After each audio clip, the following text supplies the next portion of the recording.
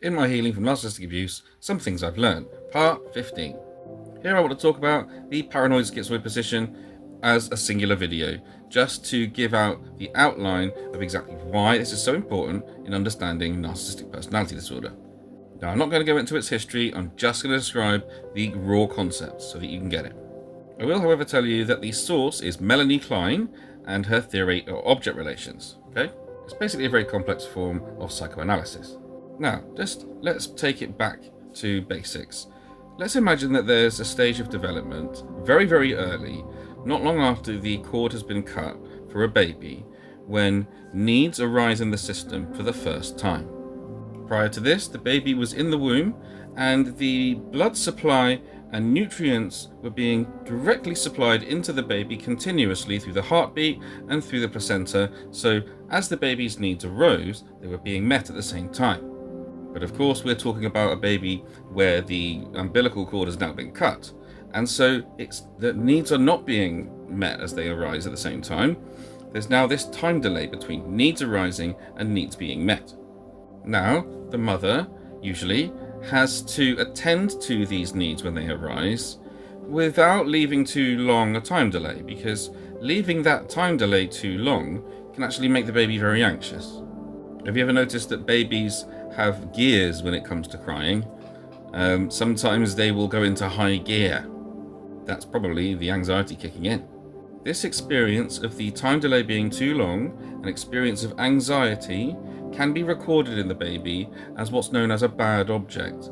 It's a representation of the experience. But there are good objects too, so this is when the experience is recorded as being good. The time delay between need arising and being met wasn't very long.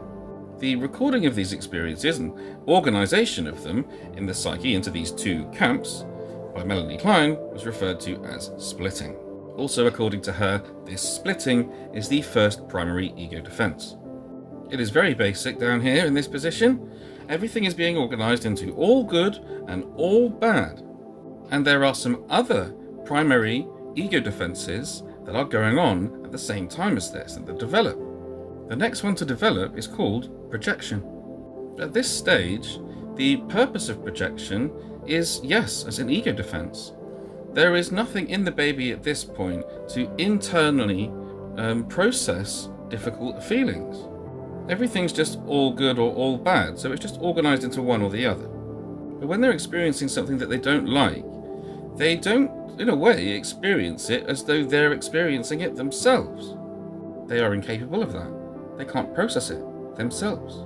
The young unconscious projects those feelings onto the bad object and sees it as though coming from them, the representation of that which is external that hasn't met their needs the way they want it. In this way, the baby's very young aggression is now being externalized. It's a very, very primitive way of saying these feelings are not my responsibility. It's also very important to note that the baby doesn't know it's doing this. It's a completely unconscious process. It just happens. And that's mostly because that's all they can do with it. The next primary ego defense is introjection. This is the process of bringing into the psyche, accepting in, absorbing experiences, and they could be both good or bad. If these events happen where there's a lot of time delay or lots of noise or shock when they're feeling a need, then this can continually go on to the point where the baby starts to introject these bad objects and accept them. And then whenever things aren't going right, more than one of these bad objects might come into their conscious mind and disturb them. This is kind of like trauma building up, right? Of course, they introject and absorb good experiences into their memories too. And these can then be brought out at certain times, like inner resources, to soothe them if there is a long time delay. Now, the next primary ego defense that sort of seems to develop, because there seems to be an order to it, is projective identification. This is a step further than mere projection. With the projection, the baby projects their feelings onto the representation of this external object, their mother, in their heads, and they see the bad feelings they don't like as coming from that object, that representation of their mother. This projective identification is a step further. Once that's happening, there's going to be remaining aggression in the baby, and the baby will actually try to manipulate the internal or the external object that's an internal representation. They'll try to manipulate it by triggering further feelings in the object.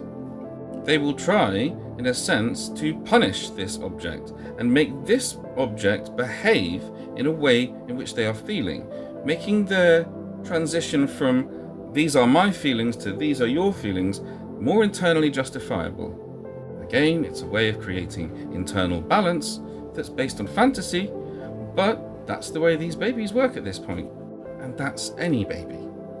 Now, the next primary ego defense I'm going to talk about is idealization.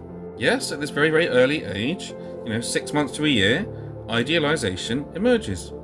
But it's in a very simplistic form at this stage. Let's just say with adults, there's a lot of stuff built on top, which isn't there yet with this little baby. So idealization is kind of like a way of turning away from the bad objects and turning all towards the good and just focusing on the good, so that it's almost like the bad ones don't exist. Plus, these good objects to the baby are not just good, they're life rafts. They are all good. These good objects are like saviors. This is actually because in the baby it's said that it can feel as though the bad objects might annihilate the good. And in this process of idealization is inextricably linked denial. The baby can deny the existence of the bad objects, so long as they're focused on idealizing the good. Now, I don't really think there is a strict order to how this happens, the order that these come in, because the projective identification would very logically lead to a baby feeling that they can actually manipulate what's going on with the way that their needs are being met.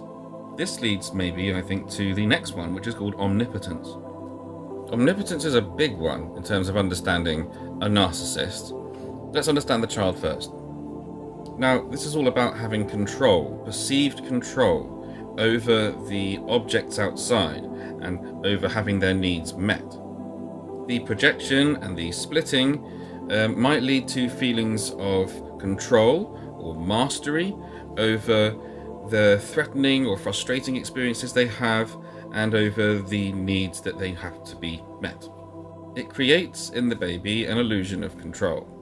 And even magical thinking, fantasy thinking, in terms of feeling that whenever they feel hungry, the breast will just appear.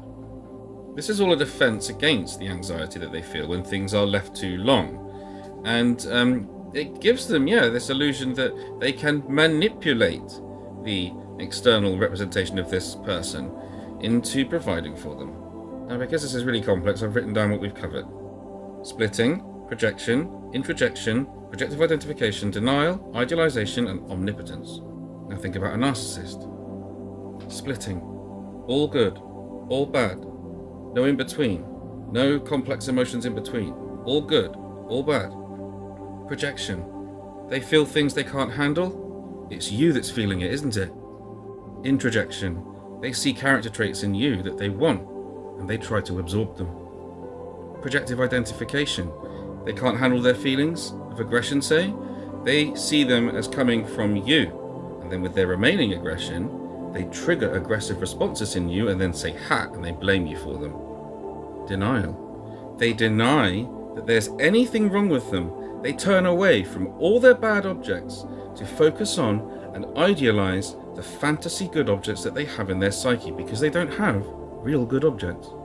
When they feel these presences of these bad objects, they project it onto you. You become the embodiment of their bad objects.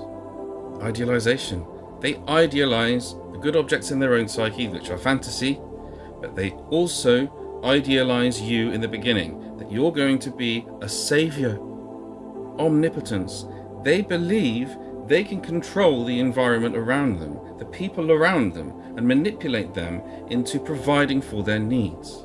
They have fantastical thinking. They think that they are part of some great destiny for everything they have in their head to one day become theirs. They feel utterly, utterly entitled to this. You and I, we were just stepping stones on this great destiny, this path for them, this yellow brick road. Can you now see why I say they are stuck in this paranoid schizoid position? The reason why I say it is because it's true.